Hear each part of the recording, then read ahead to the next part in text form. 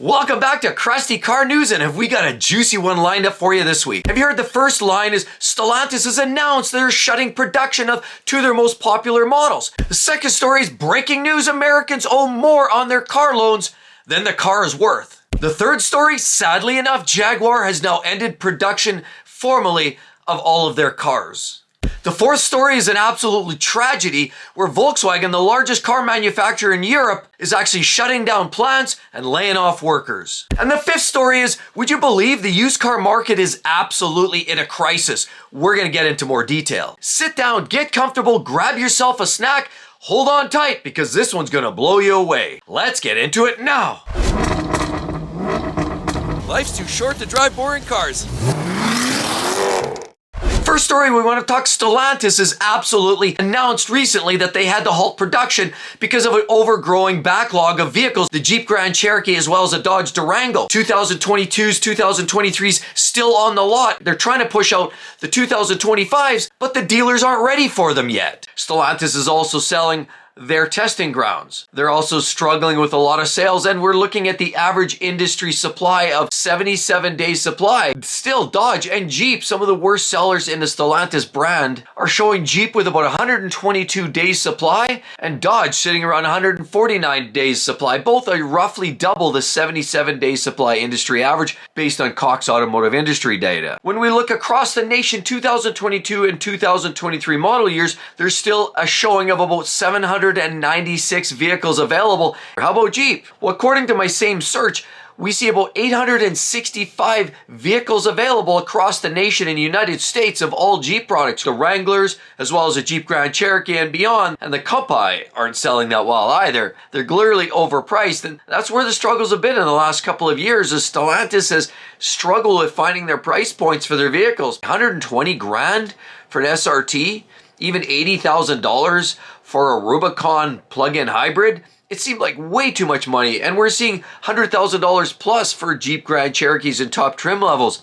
They're clearly too much money, so Jeeps and Dodges are struggling, and they're actually starting to close production, closing plants, resulting in some layoffs. Stellantis has been trying to put together a whole collection of cost savings initiatives. Carlos Tavares is being asked to leave. He looks like to be retiring in early 2026, but he's already juggling a whole pile of organizational changes below him. CEOs of all of the different variants within Stellantis, from Jeep, Dodge, Ram, and everything across Europe, is all getting a second look. But on top of that, there's discussions that he might himself be paid out early, allegedly, too late to stop the bleeding. We heard Stellantis also try to set up the initiative, the Doghouse, where they really dig in and look at some of the cost spending initiatives and try to peel back some of those costs. Obviously, things that aren't essential, like workers, like manufacturing assembly people, the people that are building these cars.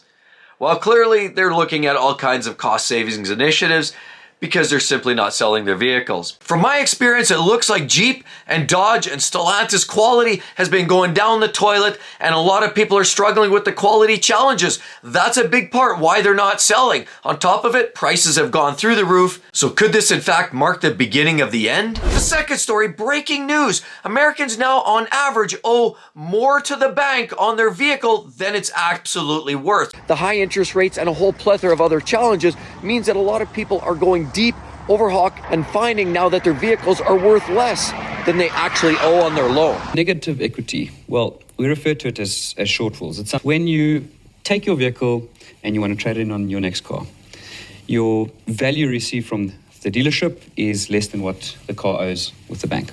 If they're trying to trade their vehicle in for their next vehicle after, say they want to get rid of this, after 2 or 3 years, they're trying to get rid of it, they're now having to come up with an additional $6,000, $7,000, $10,000 just to call it even before they move into their next vehicle. Negative equity is a growing trend where people have paid much more for their car than it's worth when they go to trade it in. And according to Edmunds, on Q3 of 2024, the industry average now is about $6,400 and some odd dollars. Would you believe there's even 22% of those actually owe $10,000 more on their vehicles? A big part of the problem is people get the big eyes, the shiny new toys. They want what they can't have. They overbuy, they overextend themselves, take more from the bank than they can actually afford. And this is getting many Americans in great hot water. Beautiful little pickup truck by Ford. This one here clearly is a Lariat. So this one does have some options. You do get leather interior, you get the big screen and the center display, as well as a bit of a sunroof. This is a great looking vehicle, but how much is the sticker on this Lariat F-150? Well, it looks like it's $89,990. $90,000, plus you put on the extras, put on some floor mats and mud guards and a paint protection film, and you're out the door with taxes over $100,000. And yet sales continue on. But according to Edmunds, the trend is getting very extremely worrisome. And while we're seeing a sharp increase in 2024 for people that are negative equity on their car loans, the fact remains is even in 2019, 2020, we saw people that were going default. Values of their vehicles were less than they actually owed to the bank. But back in 2018-19, it was more like $2,000, $1,000 over. Not significant amount like it is today. The level and severity that we see today is the absolute alarming part of how deep people are underwater on the loans of their vehicles. Brand new vehicles are highly incentivized now. What that does is give people more motivation to buy that new vehicle.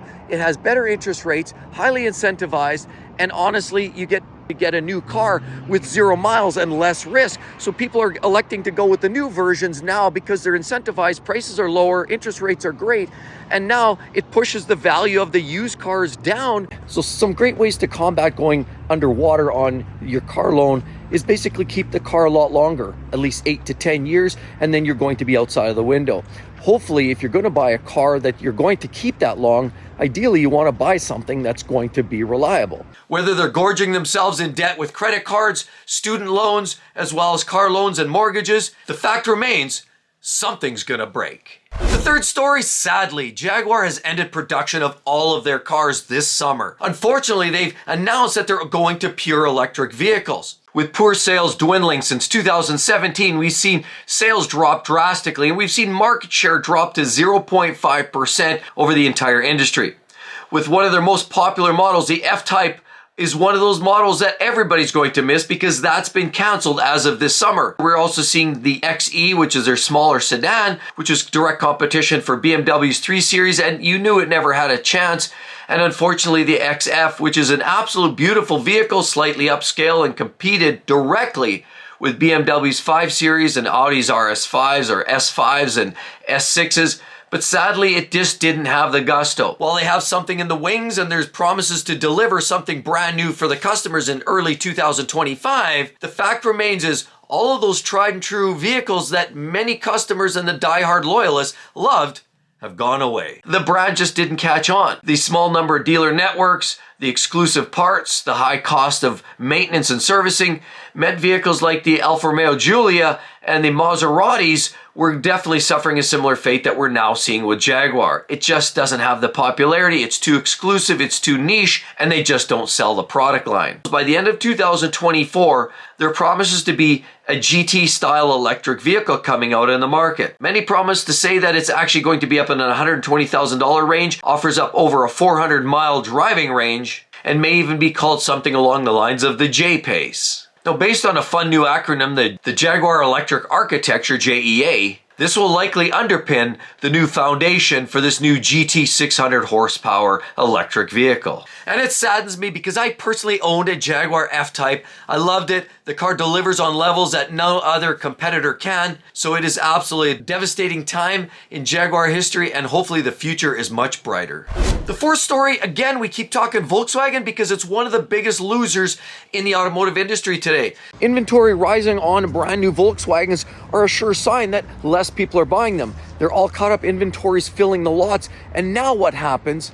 According to the General Works Council, Volkswagen is planning to close at least 3 plants in the country and cut tens of thousands of jobs in the process. Cost-cutting measures they are going to roll out, and John, they are absolutely huge. We're talking about Volkswagen is going to close at least 3 plants in Germany, shrink its manufacturing base in Europe, and lay off tens of thousands of workers. This here is part of a problem for Volkswagen. Because of some of the old school techniques and managing their business, sadly, they're falling behind. They can't compete with the Chinese market in the electrified space, and unfortunately, their internal combustion vehicles aren't manufactured with enough efficiency. And a lot of their product line is just simply a little bit less competitive.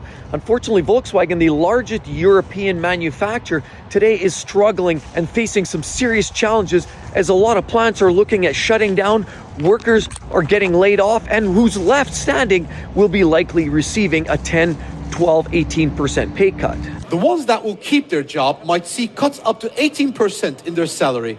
However, negotiations are continuing between the group and the IG Metal trade union. They're too labor heavy, their factories are looking at closing down, and sadly, the bad news just keeps rolling for Volkswagen. With the sudden slump in sales of EVs in Europe down to a tune of about 37%, it's clear Volkswagen's seeing the writing on the wall.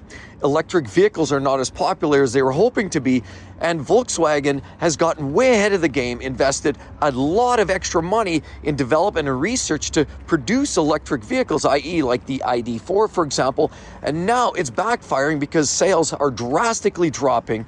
Go to China, and Volkswagen's looking at trimming global costs down as at least 20% just to salvage the company. And unfortunately, they're putting less into their internal combustion vehicles, hence becoming less competitive and trying to transition more to electric vehicles, and they're losing a lot of their sales on their ICE vehicles simply because of this transition, this business model. And while these full-size vehicles, like you're looking at the Atlas, definitely like the looks of the packaging of it, I like the style of it, the LEDs, the interior, the fit and finish absolutely looks great on this. I actually drove one of these recently and I like the way it finishes up. The interior is actually quite nice on it as well, and I like the way it's finished.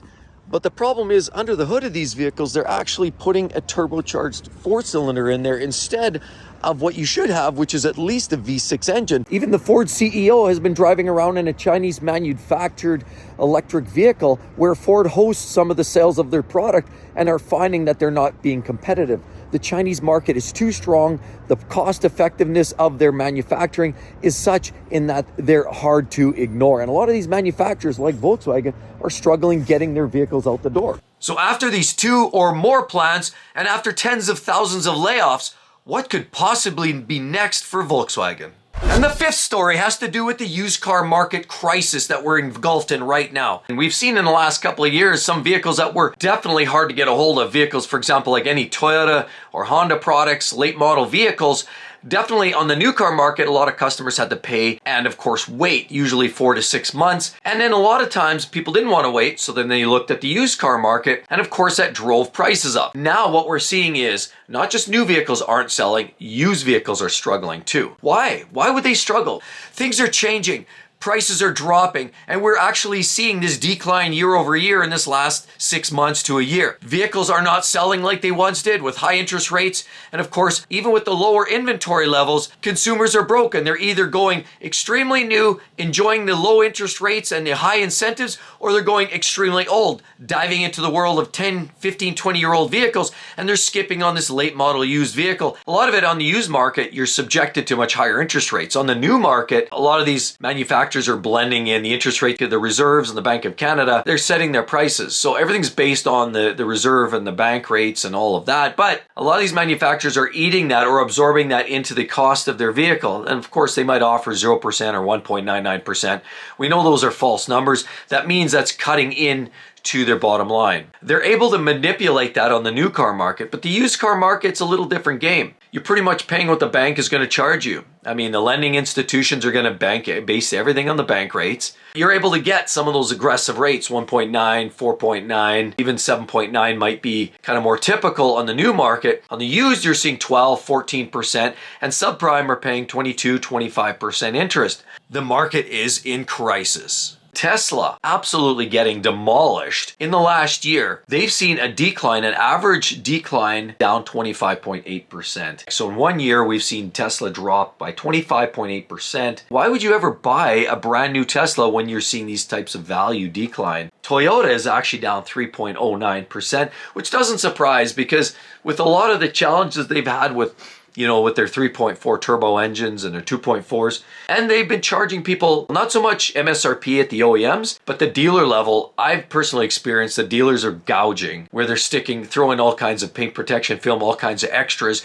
that are grossly inflated. And that's where they're adding in their extra margins. But this is starting to level out, and I've been getting cold calls from some Toyota dealers indicating to me that they're quite desperate. But I would suggest if you're going to buy a used vehicle, you've got to go in there with more cash in hand.